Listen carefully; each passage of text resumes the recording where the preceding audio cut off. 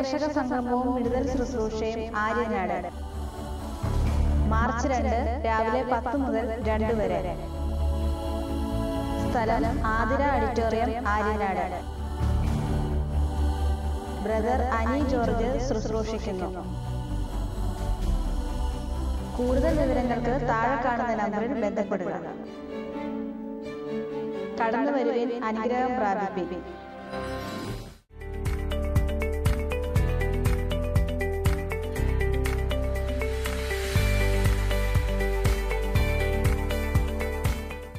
Jesus വോയിസിൻ്റെ എല്ലാ മാന്യ പ്രേക്ഷകർക്കും യേശു ക്രിസ്തുവിൻ്റെ ധന്യനാമത്തിൽ എൻ്റെ സ്നേഹവന്ദനത്തെ അറിയിക്കുന്നു.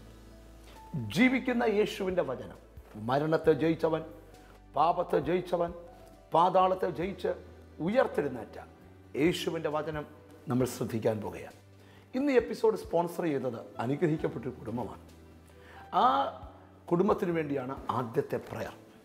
നമുക്ക് ഒന്നിച്ച് കണ്ണടച്ച് ആ കുടുംബത്തിന് വേണ്ടി പ്രാർത്ഥിക്കാം. പ്രാർത്ഥിക്കുന്ന നിങ്ങളുടെ കുടുംബവും ദൈവം തന്നെ അനുഗ്രഹത്താൽ നിറക്കട്ടെ. നീതിമാന്റെ ഭവനത്തിൽ ധാരാളം നിക്ഷേപങ്ങൾ ഉണ്ടാകുമെന്നാണ് വചനം. കണ്ണുകളെ അടയ്ക്കാം, പ്രാർത്ഥിക്കാം. ഞങ്ങളുടെ ദൈവമേ, സ്വർഗസ്ഥനായ പിതാവേ, ഞങ്ങൾ ഒന്നിച്ച് അവിടുത്തെ പരിശുദ്ധമായ പാദപീഠത്തിൽ അടുത്തു വരികയാണ്. ഇന്ന് ഈ എപ്പിസോഡ് സ്പോൺസർ ചെയ്ത അനുഗ്രഹീതമായ കുടുംബത്തിന് വേണ്ടി പ്രാർത്ഥിക്കുന്നു. യേശു ക്രിസ്തുവിൻ അധികാരമുള്ള നാമത്തിൽ ദൈവത്തിൻ്റെ കൈ നീട്ടി അവരെ അനുഗ്രഹിക്കണമേ എന്ന് ഞങ്ങൾ പ്രാർത്ഥിക്കുക. അവർ തന്ന പ്രാർത്ഥന വിഷയത്തിൽ യേശുവിൻ്റെ കരം ചലിക്കണം. ഇതുവരെ ഞങ്ങൾ കണ്ടിട്ടില്ലാത്ത വലിയൊരു ദൈവപ്രവൃത്തി നിന്റെ നാമത്തിൽ വെളിപ്പെട്ട് വരട്ടെ എന്ന് ഞങ്ങൾ ദൈവത്തോട് പ്രാർത്ഥിച്ചു നിന്റെ നാമം ചൊല്ലി അവരെ അനുഗ്രഹിക്കുന്ന കർത്താവേ, വചനം കേൾക്കുന്ന മക്കളെ അനുഗ്രഹിക്കും യേശു ക്രിസ്തുവിൻ നാമത്തിൽ തന്നെ, ആമേൻ. ജീവിക്കുന്ന വചനം കേൾക്കാൻ നമ്മുടെ മനസ്സിനെ ഒരുക്കാം. വചനത്തിലേക്ക് നമ്മുടെ ശ്രദ്ധയെ കൊണ്ടുവരാം. God bless U.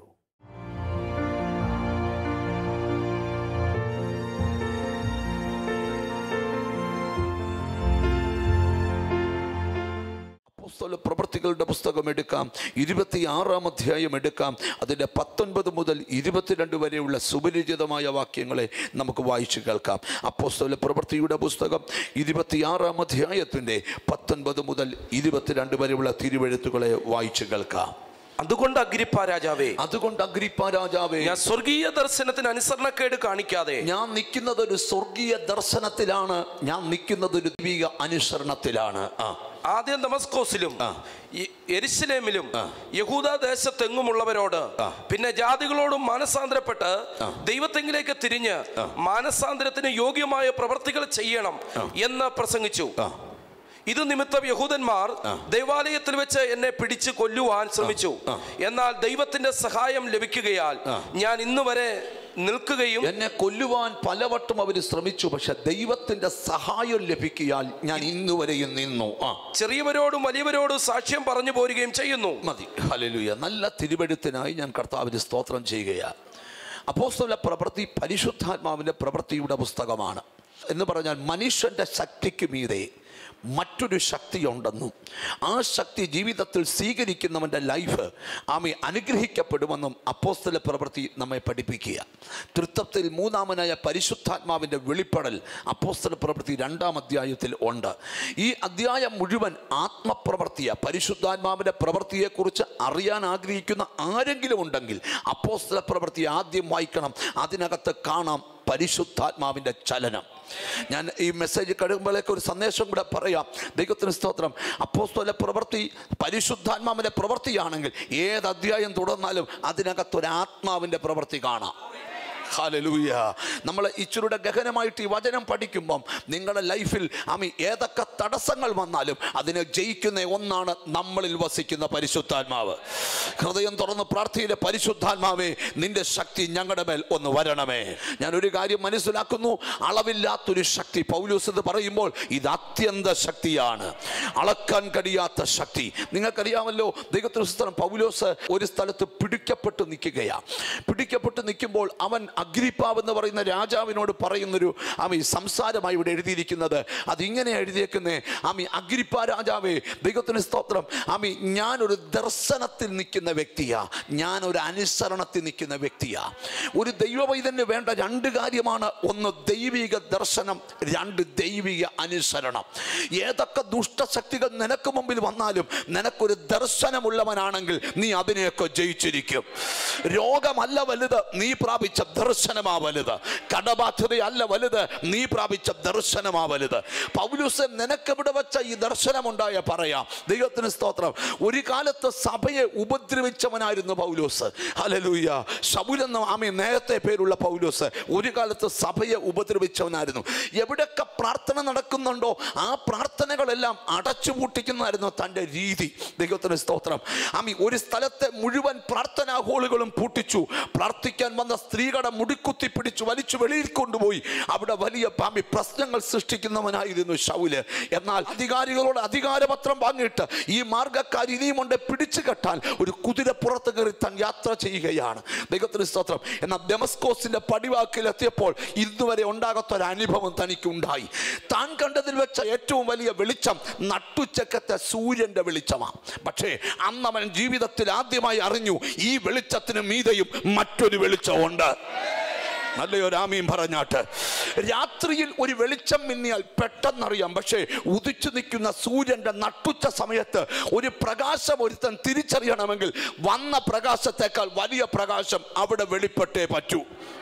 ഇവിടെ നിന്നോടൊരു സന്ദേശം കൂടെ ഞാൻ നിന്നോട് പറയാം. നമ്മൾ ചിന്തിക്കുന്നതിനപ്പുറത്താണ് നമ്മുടെ ദൈവം.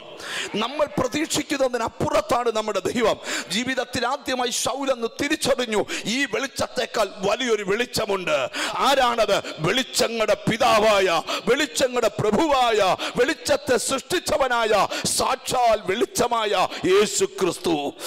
ആ വെളിച്ചം അവന്റെ മേൽ ഒന്ന് മിന്നി. ഹല്ലേലൂയ.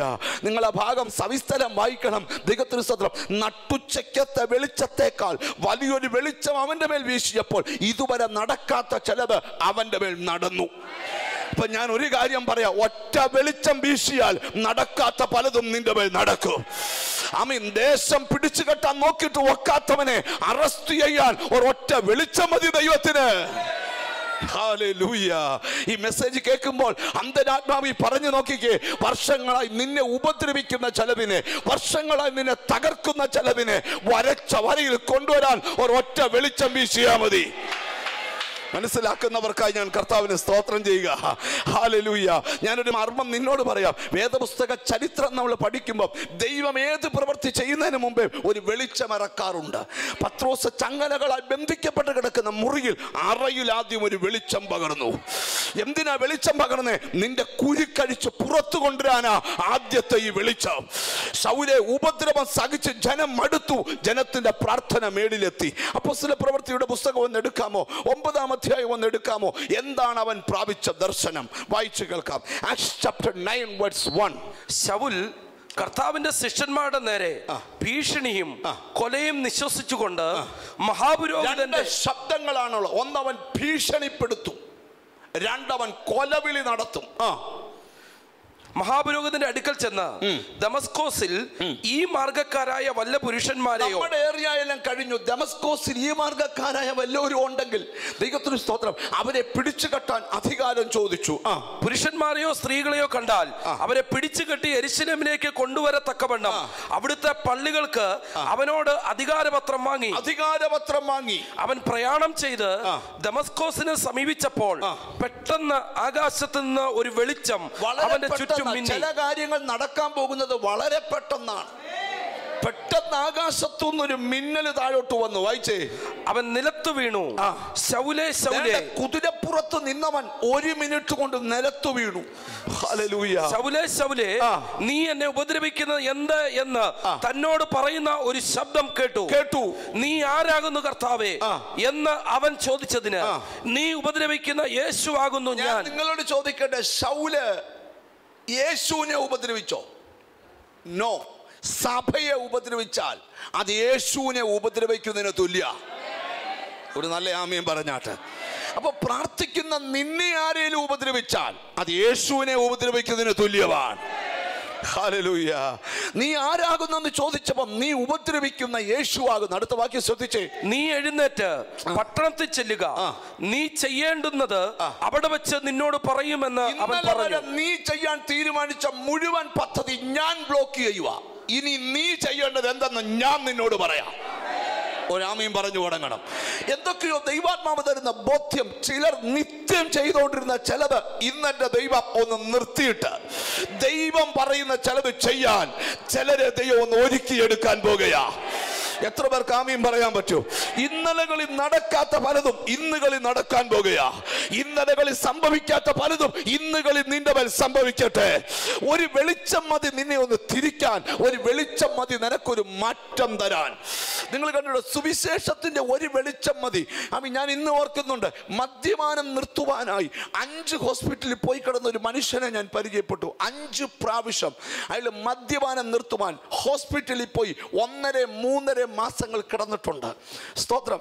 അദ്ദേഹം പറഞ്ഞു, ചൂയിങ്കം കെട്ടുകണക്കിന് വാങ്ങിച്ചുകൊണ്ട് വെക്കും. മദ്യപിക്കണമെന്ന് തോന്നുമ്പോൾ ചൂയിങ്കം വായിലിട്ട് ചവയ്ക്കും. സ്തോത്രം. ഒരു കെട്ട് ചൂയിങ്കം ചവച്ചിട്ടും മദ്യപിക്കണം എന്നുള്ള ആ ചിന്ത പോകുന്നില്ല. കൂടെ കൂടെ പോയി മദ്യപിക്കും. 1000 വട്ടം തീരുമാനമെടുത്തു, ഇനി മദ്യപിക്കത്തില്ല. പാസ്റ്റർമാരുടെ ചെന്ന് തലേ കൈ വെച്ച് പ്രാർത്ഥിച്ചു പറഞ്ഞു, ഇനി മദ്യപിക്കത്തില്ല.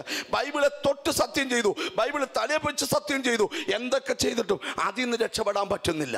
എന്നാൽ ഒരു ദിവസം ഒരു മീറ്റിംഗ് നടക്കുമ്പോൾ ഇച്ചിരി മദ്യപിച്ചിട്ട് ദൈവത്തിന് തലേ രാത്രി വെളിവുകേട് ഉണ്ടായിട്ട് ദൈവത്തിന് സ്തോത്രം തലകറങ്ങി വീട്ടിൽ കിടക്കുമ്പോൾ ഭാര്യ പറഞ്ഞു, മനുഷ്യ യോഗത്തിന് വാ. സ്തോത്രം. തലേന്ന് മദ്യപിച്ചുകൊണ്ട് നല്ലതായിട്ടൊന്ന് ബ്രഷ് ചെയ്തിട്ട് യോഗത്തിന് വന്നിരുന്നു. അന്ന് അവിടെ വലിയ ദൈവപ്രവൃത്തി വെളിപ്പെട്ടു. താൻ പറയുന്ന സാക്ഷ്യം കേട്ടോണം. താൻ പറയാ, തൻ്റെ മേൽ ഇന്നു വരെ വരാത്തൊരു വെളിച്ചം വരാൻ തുടങ്ങി. അദ്ദേഹം എന്നോട് പറയാ, കഴിഞ്ഞ 14 വർഷമായി ഞാൻ മദ്യത്തെ തൊട്ടിട്ടില്ല. എനിക്ക് മദ്യത്തിന്റെ ചിന്ത എൻ്റെ മേൽ നിന്ന് പോയി. എന്താ കാര്യം? അവന്റെ ചിന്തകളെ മറിക്കുന്ന ഒരു ദൈവിക വെളിച്ചം അവിടെ വ്യാപരിച്ചു. ഞാൻ നിന്നോട് ദൈവാത്മാവ് വിളിച്ചു പറയാം, നിന്റെ ചില സ്വഭാവങ്ങളിൽ മാറ്റം വരാൻ പോകുകയാ, രീതികളിൽ മാറ്റം വരാൻ പോകുകയാ, അവസ്ഥകളിൽ മാറ്റം വരാൻ പോകുകയാ. നിന്റെ പല രീതികൾക്കും ദൈവം വിടുതൽ തരാൻ പോകുകയാ. ഹല്ലേലൂയ. ഞാൻ ഇന്നെന്ന പോലെ ഓർക്കുകയാണ്, ഒരു ചർച്ചിനകത്ത് ഒരു മദ്യപാനിയായ ഭർത്താവ് എന്നെ കാണാനായിട്ട് വന്നു. എന്നിട്ട് എന്നോട് പറഞ്ഞു, എൻ്റെ പൊന്നു ബ്രദറെ, ഞാൻ ബ്രദറിനെ ഒന്ന് കാണാൻ വന്ന. ഞാൻ ചോദിച്ചു, എന്നാ കാര്യം? എൻ്റെ ഭാര്യയ്ക്ക് വലിയൊരു മാറ്റം, അതെങ്ങനെയാണ് മാറ്റം ഉണ്ടായെന്നൊന്ന് അറിയാൻ വേണ്ടി വന്നതാ. അപ്പം ഞാൻ ചോദിച്ചു, അതെന്നാ മാറ്റം? ഹല്ലേലൂയ. അപ്പം ദൈവത്തിന് സ്തോത്രം. പുള്ളിക്കാരത്തിയെ വിളിച്ചു. സ്തോത്രം. പുള്ളിക്കാരത്തി എൻ്റെ അടുക്കൽ കൊണ്ടുവന്നു. ഞാൻ ചോദിച്ചു, സിസ്റ്ററെ, നിങ്ങളിവിടെ പ്രേയറിന് വരുന്നതല്ലേ, എന്താ മാറ്റം ഉണ്ടായേ? അപ്പോൾ അവർ പറയുക, ഹല്ലേലൂയ, കഴിഞ്ഞ 4 മാസം മുമ്പ് ഞാനൊരു മീറ്റിങ്ങിൽ വെച്ച് അഭിഷേകം പ്രാപിച്ചു, പരിശുദ്ധാത്മാവിനാൽ ഞാൻ നിറയപ്പെട്ടു. ഹല്ലേലൂയ. ഭർത്താവ് എന്നോട് പറയാ, ഇവളെ കല്യാണം കഴിച്ചിട്ട് 17 കൊല്ലമായി. ഇവളെ നന്നാക്കാൻ ഞാൻ പഠിച്ചവണി 18 നോക്കി. ഞാൻ പരാജയപ്പെടുവല്ലാതെ അവൾ നന്നായിട്ടില്ല. പക്ഷെ കഴിഞ്ഞ 4 മാസമായി എൻ്റെ വീട് ഓർഡറിലായി. ആർക്കും നന്നാക്കാനൊക്കാത്ത എൻ്റെ ഭാര്യ എങ്ങനെ ബ്രദറെ നന്നാക്കിയേ? ആ നന്നാക്കിയ ആത്മാവേദ എനിക്കും വേണം ആ ആത്മാവിനെ. ഞാനൊരു സത്യം നിന്നോട് പറയാം, ദൈവാത്മാവ് ഒരുവന്റെ പേര് വരുമ്പോൾ അവന്റെ രീതി മാറും, അവന്റെ സ്ഥിതി മാറും. ആത്മാവ് വന്നിട്ടും പഴയ പടിയാണെങ്കിൽ ആളെ സൂക്ഷിക്കേണ്ട കാലമായിരിക്കുക. ഞാനൊരു മർമ്മം പറയാം, ആത്മാവ് നിനക്ക് ബോധം വരുത്തും. പാപത്തെക്കുറിച്ചും നീതിയെക്കുറിച്ചും ന്യായവിധിയെക്കുറിച്ചും പരിശുദ്ധാത്മാവ് നിനക്ക് ബോധം വരുത്തട്ടെ. ഞാൻ ഈ മെസ്സേജ് നടക്കുമ്പോൾ തന്നെ പറയാം, ദൈവാത്മാവുള്ളവനെ കണ്ടാൽ അറിയാം. ശ്രദ്ധിച്ചുകട്ടെ, ഒരുവന്റെ മേൽ ദൈവാത്മാവ് വന്നു കഴിഞ്ഞാൽ അവൻ പിന്നെ ബന്ധനങ്ങളെ പേടിക്കേണ്ട ആവശ്യമില്ല. മിണ്ടുന്നില്ല. മനുഷ്യനിൽ തെറ്റിദ്ധാരണകൾ സാത്താൻ കുത്തിവെക്കാറുണ്ട്. വേദപുസ്തകം പഠിപ്പിക്കുന്ന സത്യം, ഒരുവൻ ക്രിസ്തുവിലായാൽ, ബാക്കി പറയോ, അവന് പുതിയ സൃഷ്ടിയാണ്. പണ്ടത്തെ ആളല്ല, പണ്ടത്തെ സ്വഭാവമല്ല, പണ്ടത്തെ വർത്താനമല്ല. മിണ്ടുന്നില്ലല്ലോ. പണ്ടത്തെ രീതി മാറി അവൻ എന്താകും? പുതിയതാകും. ഒന്ന് കൈ കൊടുത്ത് ചോദിച്ചേ, പുതിയതായിട്ടുണ്ടോ എന്ന് ചോദിച്ചേ. പണ്ടൊരു ഉപദേശി പ്രസംഗിച്ചപ്പോഴേ ഭയങ്കര പ്രസംഗമായിരുന്നു. തകർത്ത് പ്രസംഗിച്ചുകൊണ്ടിരിക്കുമ്പോൾ ഭാര്യ പെട്ടെന്ന് ഓട്ടോറിക്ഷ വിളിച്ച് വീട്ടിൽ പോയിട്ട് 2 പായും തലവണയും കൊണ്ട് കൊടുത്തിട്ട് പറഞ്ഞു, സ്റ്റേജിൽ കിടന്നോളാൻ പറഞ്ഞു. സ്റ്റേജിൽ അടിപൊളിയാന്ന് പറഞ്ഞു. എന്ന് പറഞ്ഞാൽ പ്രസംഗമേ ഉള്ളൂ, ജീവിതം ഇല്ലെന്ന്. നിങ്ങൾ ഇങ്ങോട്ട് സഹകരിച്ചേ. ഹല്ലേലൂയ. അപ്പം ഞാൻ പറഞ്ഞു മനസ്സിലാക്കാം, നിങ്ങൾക്ക് മാറ്റം ഉണ്ടോന്ന് നിങ്ങൾക്ക് തന്നെ അറിയാം. ഹല്ലേലൂയ. പണ്ട് നാട്ടിൽ വഴക്കുണ്ടാക്കാൻ ഇപ്പോൾ സഭയെ വഴക്കുണ്ടാക്കും. മിണ്ടുന്നില്ല. ഒരു മാറ്റവും ഇല്ല. ഇങ്ങോട്ട് സഹകരിക്കണം. ഞാൻ നിങ്ങളോട് തുറന്നു പറയാ, ഒരുവൻ ക്രിസ്തുവിലായ പുതിയ സൃഷ്ടി എന്ന് പറഞ്ഞാൽ അവൻ പഴയതല്ല. പഴയത് കേൾക്കരുത്, പഴയത് പറയരുത്, പഴയ വഴിയെ പോകരുത്, പഴയത് അനുഭവിക്കരുത്. എല്ലാം എന്തുമായിരിക്കണം? പുതിയതായിരിക്കണം. അപ്പൊ ഒരുവൻ ക്രിസ്തുവിനായി കഴിയുമ്പോൾ പിന്നെ അവനിൽ വസിക്കുന്നത് ആരാണ്? ക്രിസ്തുവാണ്. എത്ര പേർ അവരിൽ ആര് വസിക്കുന്നു? ക്രിസ്തു വസിക്കുന്നു. എല്ലാവരും പറഞ്ഞ ആര് വസിക്കുന്നു? രക്ഷിക്കപ്പെട്ടവന്റെ അകത്ത് ആര് വസിക്കുന്നു? ഒന്ന് വാതുറന്ന് പറഞ്ഞ ആര് വസിക്കുന്നു? പിന്നെ പറഞ്ഞ എന്റെ അകത്ത് യേശു വസിക്കുന്നു. പഴയ നിയമത്തില്, ഓൾഡ് ടെസ്റ്റ്മെന്റില് ആലയത്തിൽ വസിച്ചവൻ പുതിയ നിയമത്തിൽ ശരീരമാകുന്ന ആലയത്തിൽ വസിക്കുന്നു. ചിലരെല്ലാ ആഴ്ച അഴിക്കുക. കിഴക്കുന്നൊരു പോര്, വടക്കുന്നൊരു പോര്, തെക്കുന്നൊരു പോര്. ഇത് അഴിച്ചഴിച്ച് അവൻ പെരുവഴിയിലായി. എൻ്റെ പൊന്നുകുഞ്ഞെ ഒന്ന് വിട്ടേ. വേദപുസ്തകം എന്താ പഠിപ്പിക്കുന്നത്? നീ പ്രത്യേകിച്ച് അഴിക്കാൻ എങ്ങും പോകണ്ട. നീ ആരാധിക്കുമ്പോൾ വല്ലതും ഉണ്ട്, തന്നെ മാറിക്കോളൂ. ദൈവമക്കൊക്കെ എതിരുണ്ട്, എതിർപ്പുകളുണ്ട്, പ്രതിബന്ധമുണ്ട്, ആഭിചാരമുണ്ട്, മന്ത്രവാദമുണ്ട്. പക്ഷെ നമ്മളതിന്റെ പുറകെയല്ല, അതിനൊക്കെ മീതെയാ നമ്മള്. എത്ര പേർക്ക് ആമീൻ പറയാൻ പറ്റും? വേദപുസ്തകം പറയുന്നു, നിനക്ക് വിരോധമായി വരുന്ന യാതൊരായുധവും. വേറൊരു വാക്യം വേദപുസ്തകത്തിലുണ്ട്, ഏറ്റവും നല്ല വാക്യം, നീതിമാന്റെ ശ്രദ്ധയേറിയ പ്രാർത്ഥന വളരെ ഫലിക്കുന്നു. അപ്പൊ പ്രാർത്ഥന ഫലിക്കുന്നു, ആയുധം എന്ത് ചെയ്യത്തില്ല. ഇപ്പൊ നേരെ തിരിച്ച, പ്രാർത്ഥന ഫലിക്കുന്നില്ല, ആയുധം ഫലിക്കുന്നു. മിണ്ടുന്നില്ല. ഹല്ലേലൂയ. രാത്രിയിലെ ഭയം, പകൽ പറക്കുന്ന അസ്ത്രം, ഇരുട്ടിൽ സഞ്ചരിക്കുന്ന മഹാമാരി, ഉച്ചയ്ക്ക് സംഹാരം, ഇതെല്ലാം ഉണ്ട്. ഇല്ലയോ? ഉണ്ട്. മന്ത്രവാദം ഉണ്ട്, ആഭിചാരം ഉണ്ട്. മിണ്ടുന്നില്ല. പ്രാക്കുണ്ട്, ദോഷമുണ്ട്, ശാപമുണ്ട്, ഇതെല്ലാം ഉണ്ട്. ഇതൊക്കെ ഇല്ലാതിരിക്കണേ ഈ ഇവിടം വിട്ടു പോണം. സ്വർഗത്തിൽ പോയാൽ പിന്നെ ഇതൊന്നും ഈ ഭൂമിയിലുള്ള കാലത്ത്. ചില ആൾക്കാർ പറയുക, ഇന്നാളെ ഒരാൾ എന്നോട് ഷെയർ ചെയ്ത കൂട്ടത്തിൽ, എൻ്റെ ബ്രദറെ എനിക്കങ്ങ് ഭയങ്കര ബന്ധനങ്ങളാ. എന്താ ചോദിച്ച ബന്ധനം? എൻ്റെ അയൽവക്കത്താണ് എതിരാളി, അവന് കൂടെ കൂടെ കതകു തുറന്ന് എന്നെ നോക്കും. മിണ്ടുന്നില്ല. പക്ഷേ ഞാൻ ഒരു ഗൾഫിൽ നിന്ന് വന്നൊരു ഫാമിലിയുടെ കൂടെ ഒരു സ്ഥലത്ത് ഞങ്ങൾക്ക് 2 പേർക്കും ഉള്ളൊരു ഹൗസ് വാമിങ്ങിന് വേണ്ടി പോവാം. അപ്പം എന്നെ അവർ വിളിച്ചിട്ട് പറഞ്ഞു, ബ്രദർ ബൊമ്മ എന്നെ കൂടെ കൊണ്ടോ. അന്ന് ഞാൻ ഡ്രൈവ് ചെയ്യുന്നേ. ഹല്ലേലൂയ. ഞാൻ എൻ്റെ വണ്ടിയും കൊണ്ട്, ഞാനും എൻ്റെ വൈഫും ഉണ്ട്. ഞങ്ങൾ രണ്ടും നല്ലതായിട്ട് ഡ്രസ്സൊക്കെ ചെയ്ത് നല്ലതായിട്ട് പോയി. അവിടെ ഈ അങ്കിള് മാറ്റി, ഈ അങ്കിളിൻ്റെ വീടിൻ്റെ അവിടെ ചെന്ന്, അപ്പോൾ അവർ ഭയങ്കര ടീമാണ്, വിദേശരാജ്യത്തെ ഭയങ്കര ഒരു ബിസിനസ് ടീമാണ്. ഹസ്ബൻഡും വൈഫും വളരെ നല്ല മനുഷ്യരാണ്. ഞാൻ ചെന്ന് അവിടെ വണ്ടി ഓൺ അടിച്ചപ്പോൾ എന്നോട് പറഞ്ഞു, ഒരു ഓൺ അടിച്ചാൽ മതി, ഞങ്ങൾ ഓടി വന്ന് ഇങ്ങനെ കയറിക്കോളാം. അവർ ഓടി വന്ന് കയറി. അപ്പോൾ ഈ അച്ഛനെ കണ്ടിട്ട് ഈ ഫംഗ്ഷനൊന്നും പോകുന്ന പോലെ തോന്നുന്നില്ല. ആൻറ്റിയെ കണ്ടിട്ട് മുടി അങ്ങാണ്ടൂടെ ഒക്കെ വലിയൊക്കെ ഇട്ട് വല്ലാത്തൊരു ഷേപ്പ്. ഞാനോട് തന്നെ ഇവരിങ്ങനെ ആയിരിക്കും ചിലപ്പോൾ. ഒത്തിരി പൈസയുള്ളവർ ഒത്തിരിയൊന്നും ഒരുങ്ങത്തില്ല. ഇല്ലാത്തവരാണ് എല്ലാം ഇങ്ങനെ പൊലിമ കാണിച്ചുകൊണ്ട് വരുന്നത്. അവർ കാറിൽ കയറി. അപ്പം ഞങ്ങൾ ഇവരെ വിദേശത്തൊക്കെ വെച്ച് കണ്ടിട്ടുണ്ട്. എന്തോ നല്ല മനുഷ്യരവർ. പക്ഷെ വണ്ടി അവരുടെ ഒരു കവറില്ല, ഡ്രസ്സ് മാറാൻ വേറൊരു ബാഗില്ല, ഒന്നുമില്ല. അവർ പ്ലെയിനായിട്ട് വന്ന് കയറി. അതിൻ്റെ ഒരു ബാഗ് മാത്രമുണ്ട്. പക്ഷേ വണ്ടി കൊണ്ട് നിർത്തി അവിടെ ഇറങ്ങിയപ്പോൾ ഈ കയറിയവരല്ല. അയ്യോ മുടിയൊക്കെ ചിക്കി മിനിക്കോ നല്ല മിൻ. ഇപ്പം ഞാൻ എൻ്റെ പരിപാടി, ഇത് എന്നാ സംഭവം? തിരിച്ച് ഫംഗ്ഷൻ കഴിഞ്ഞ് തിരിച്ച് ഞങ്ങളോടാ വന്ന്. അവിടെ വരാറായപ്പോൾ പണ്ട് എങ്ങനെ കയറിയോ അങ്ങനെ തിരിച്ചിറങ്ങി. ചേടാ ഇതെന്തൊരു കാര്യമാണ്. ഇപ്പം ഞാൻ അങ്ങോട്ട് പോയപ്പോൾ ഫോൺ വിളിച്ചു. അച്ചായ ഒരു സത്യം ചോദിക്കട്ടെ, എന്നാ അവിടെ സംഭവിക്കുന്നത്? എൻ്റെ പൊന്ന് ബ്രദറെ, ഞങ്ങളുടെ അയലോക്കത്ത് അവൻ നോക്കിയ കരിഞ്ഞു പോവും. വീട് വെച്ചും പോയി, വിട്ടു പോകാനും പറ്റത്തില്ല. അവൻ്റെ കണ്ണ് ബ്രദറെ, ഒരു തേങ്ങയുണ്ടായ അവൻ നോക്കിയ കൊഴിഞ്ഞു പോവും. എന്നാ അവനെ ഒന്ന് കൊണ്ടുപോകണമല്ലോ. എന്താ അത്? മനുഷ്യന്റെ ചിന്താഗതിയാ. എടാ, 1000 മന്ത്രവാദി തപസ്സിരുന്നാലും ക്രിസ്തു അകത്തുള്ളവന് നേരെ ഒരു കാറ്റ് വീശുകയല്ല. അത് വചന വെളിപ്പാടാ.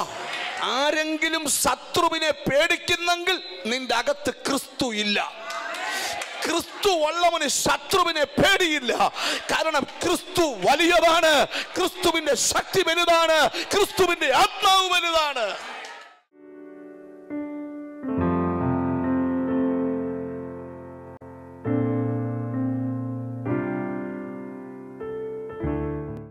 അച്ഛൻ്റെ പേര് എന്നോടൊന്ന് പറയാവോ?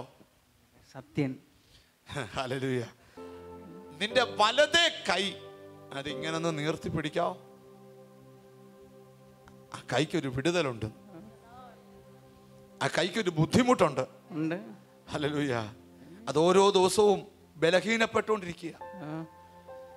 ഇപ്പൊ പൂർണ്ണമായിട്ട് അത് പൊക്കാനായിട്ട് പോലും പറ്റാത്തൊരു സാഹചര്യമാണ്. ഹല്ലേലൂയ. പകുതി പൊക്കുമ്പോഴേ ഈ ഭാഗത്തൂടെ ഈ വരുന്ന അസ്ഥിക്ക് ഒരു വലിയ വേദന നേരിടും. ഹല്ലേലൂയ. ഞാൻ ഇവിടെ അല്ലേ നിൽക്കുന്നേ. ഹല്ലേലൂയ. പക്ഷെ ഇപ്പൊ അവിടെ സൗഖ്യം നടക്കും. ഹല്ലേലൂയ. എത്ര നാളായി ഈ അസുഖം തുടങ്ങിയിട്ട്? 2 വർഷമായി. ഹല്ലേലൂയ. എന്നാ ഇന്ന് നോക്കിയേ, കഴിഞ്ഞ ദിവസം വരെ പകുതി വരെയല്ലേ കൈ പൊങ്ങിക്കൊണ്ടിരുന്നേ അല്ലേ? എന്നാ ഇന്ന് ഞാൻ ഇവിടുന്ന് അങ്ങോട്ട് വരുന്നില്ല. പക്ഷെ നിങ്ങളുടെ ഷോൾഡറിന്റെ പുറകിൽ യേശു ഇറങ്ങി നിൽക്കുക, നിങ്ങളെ ഇപ്പോൾ സൗഖ്യമാക്കുക. ഹല്ലേലൂയ. ആ സ്തംഭിച്ചു പോയെന്ന് പറഞ്ഞ ആ കൈ ഉയർത്തി തരികയാ. ജീസസ് പൊങ്ങട്ടെ, പൊങ്ങട്ടെ, പൊങ്ങട്ടെ. അതൊന്ന് വീശി കാണിച്ചേ. ഒന്നുകൂടെ താത്തച്ച് പൊക്കിക്കേ, പിന്നെയും പൊക്കിക്കേ, പിന്നെയും പൊക്കിക്കേ. സത്യനെ, സത്യനെ സത്യമേ പറയാവൂ. അല്പമേലും വേദനയുണ്ടോ? ഇല്ല, ഇല്ല. കൈ പൂർണ്ണമായിട്ട് പൊങ്ങിയോ? പൊങ്ങി. സത്യൻ സത്യമേ പറയാവൂ. ഹല്ലേലൂയ. സത്യന്റെ വീട്ടിൽ സത്യമായിട്ട് ഒരു വിടുതൽ നടക്കുക. നിനക്കുള്ള ഒന്നിനെ വിടുവിച്ച് നന്മയിൽ എത്തിച്ച് അറിയപ്പെടാത്ത രാജ്യത്തിന്റെ നന്മ നീ അനുഭവിക്കും. അത് നിന്നോടുള്ള വാഗ്ദത്തമാ. ഞങ്ങൾ പറഞ്ഞ വചനം നിങ്ങളുടെ ജീവിതത്തിൽ വലിയ വിടുതൽ വരുത്തിയിട്ടുണ്ട്. നമുക്ക് ആ വചനം ഓർത്ത് ദൈവത്തിനൊരു സ്തോത്രം ചെയ്തുകൊണ്ട് നിങ്ങൾക്ക് വേണ്ടി ഞാനിന്ന് പ്രാർത്ഥിക്കാൻ പോവാം. ഹല്ലേലൂയ. നിങ്ങളുടെ രോഗമുള്ള ഭാഗത്തേക്ക് നിങ്ങളുടെ കൈകളെ നിങ്ങൾ വെക്കുക. നിങ്ങൾക്ക് എന്ത് പ്രശ്നമുണ്ടാകും നിങ്ങളുടെ മനസ്സിലേക്ക് നിങ്ങൾ കൊണ്ടുവരിക. കർത്താവേ, ഇന്ന് പ്രാർത്ഥനയാൽ എനിക്കൊരു വിടുതൽ തരണമേ എന്ന് ഒന്നിച്ച് പ്രാർത്ഥിക്കാം. ഞങ്ങളുടെ ദൈവമേ, സ്വർഗ്ഗസ്ഥ പിതാവേ, വിശ്വാസത്താൽ രോഗമുള്ള ഭാഗത്ത് കൈവച്ച് പ്രാർത്ഥിക്കുന്ന മക്കൾക്ക് വേണ്ടി പ്രാർത്ഥിക്കുന്നു. പ്രതിസന്ധികളും പ്രതികൂലങ്ങളും അകപ്പെട്ട് കിടക്കുന്നവർക്ക് വേണ്ടി പ്രാർത്ഥിക്കുന്നു. വലിയ നിരാശയിൽ കൂടെ കടന്നു പോകുന്നവർക്ക് വേണ്ടി പ്രാർത്ഥിക്കുന്നു. സങ്കടത്തിൽ കൂടെ കടന്നു പോകുന്നവർക്ക് വേണ്ടി പ്രാർത്ഥിക്കുന്നു. സാമ്പത്തികമായ തകർച്ചയിലൂടെ കടന്നു പോകുന്നവർക്ക് വേണ്ടി പ്രാർത്ഥിക്കുന്നു. ഇപ്പോൾ തന്നെ യേശുവിൻ്റെ അദൃശ്യ കൈ അവരെ തൊട്ട് അത്ഭുതകരമായി അവരെ വിടുവിക്കണമെന്ന് പ്രാർത്ഥിക്കുന്നു. നിന്റെ നാമത്തിൻ്റെ അധികാരം അവരുടെ മേൽ വെളിപ്പെട്ട് വരട്ടെ എന്ന് പ്രാർത്ഥിക്കുന്നു. അനുഗ്രഹിച്ച് പ്രാർത്ഥിക്കുന്ന കർത്താവ് പ്രാർത്ഥന കേട്ടത് കൊണ്ട് നന്ദി. യേശു ക്രിസ്തുവിൻ നാമത്തിൽ തന്നെ. ആമേൻ, ആമേൻ, ആമേൻ. God bless you. ഈ ശുശ്രൂഷയിൽ നിങ്ങൾക്കും പങ്കാളിയാകാം. നിങ്ങൾക്ക് എല്ലാ ദിവസവും ഈ ജീസസ് വോയിസിൻ്റെ TV മിനിസ്ട്രിക്ക് വേണ്ടി പ്രാർത്ഥിക്കാം. ഒരു ദിവസം 10-ലധികം പ്രാവശ്യം പല ചാനലുകളിലായി കർത്താവിൻ്റെ വചനം ഞങ്ങൾ പറഞ്ഞുകൊണ്ടിരിക്കുന്നു. ജനലക്ഷങ്ങളിലേക്ക് ഈ വചനം എല്ലാ ദിവസവും ഞങ്ങൾ എത്തിക്കുക. ഇതിന് ധാരാളം പണച്ചെലവുണ്ട്. നിങ്ങളെപ്പോലെ നല്ല ഹൃദയവും നല്ല മനസ്സുമുള്ളവർ അവരുടെ ദശാംശം, അവരുടെ മനഃപൂർവ്വ ദാനങ്ങളൊക്കെ ഈ ശുശ്രൂഷയ്ക്ക് അയച്ചു തരാറുണ്ട്. നിങ്ങൾക്കും അയച്ചു തരാം. താഴെ കാണുന്ന അഡ്രസ്സിൽ അല്ല ഞങ്ങളെ വിളിക്കുക. ഞങ്ങൾ അയച്ചു തരേണ്ട ബാങ്ക് ഡീറ്റെയിൽസ് നിങ്ങൾക്ക് അയച്ചു തരാം. ഒന്നിച്ച് കർത്താവിൻ്റെ വചനം നമുക്ക് ലോകത്തിൽ പരത്താം. ദൈവവചനത്താൽ ജാതി മത വ്യത്യാസമെന്നെ എല്ലാവരും സമാധാനം പ്രാപിക്കട്ടെ, സ്വൈര്യത പ്രാപിക്കട്ടെ, അനുഗ്രഹം പ്രാപിക്കട്ടെ. മനുഷ്യനായി ജീവിച്ച എല്ലാവർക്കും ദൈവവചനം ഒരു പോസിറ്റീവ് എനർജിയാണ്, ജീവിപ്പിക്കുന്ന വചനമാണ്, നിത്യതയോളം എത്തിക്കുന്ന വചനമാണ്. നിങ്ങൾക്കൊരു പ്രാർത്ഥന ആവശ്യമാണോ? താഴെ കാണുന്ന നമ്പറിൽ വിളിക്കുക. ഞങ്ങളുടെ പ്രാർത്ഥനാ ടീം പ്രാർത്ഥിക്കാൻ റെഡിയാണ്. ഞങ്ങളെ നേരിട്ട് കണ്ട് പ്രാർത്ഥിക്കാൻ ആഗ്രഹിക്കുന്നു. ഞങ്ങളുടെ പ്രാർത്ഥനാ സ്ഥലങ്ങളിൽ വരിക. ഈ എപ്പിസോഡ് നിങ്ങൾക്ക് സ്പോൺസർ ചെയ്യാം. നിങ്ങളുടെ കുടുംബത്തിൻ്റെ വകയായിട്ടൊരു എപ്പിസോഡ് നടത്താം. കർത്താവ് നിങ്ങളെ അനുഗ്രഹിക്കട്ടെ. യഹോവ ആകാശത്തിലെ കിളിവാതിൽ തുറന്ന് സ്ഥലം പോരാതെ വരുവോളം അനുഗ്രഹിക്കട്ടെ. അനുഗ്രഹത്താൽ നിങ്ങൾ അനുഗ്രഹിക്കപ്പെടുകയും വർധനവിനാൽ നിങ്ങൾ വർദ്ധിക്കപ്പെടുകയും നിറവിനാൽ നിങ്ങൾ നിറഞ്ഞു വരികയും ചെയ്യട്ടെ. God bless U.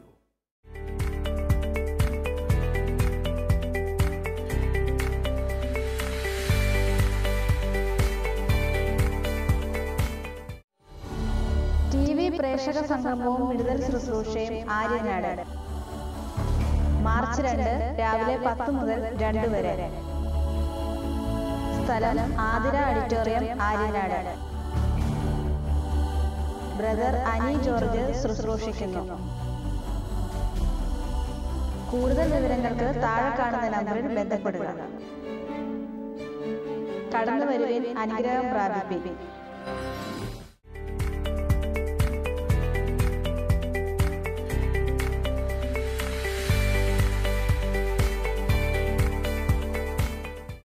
Jesus Voice TV Viewers Meeting at Chennai on March 23rd Saturday, time 9:30 a.m. to 3 p.m. Reverend Annie George Ministry. Venue Christ Church near Devi Theatre, Mount Road, Chennai. Come, let's worship together and be blessed. Contact 944-735-9132 99 611 59659.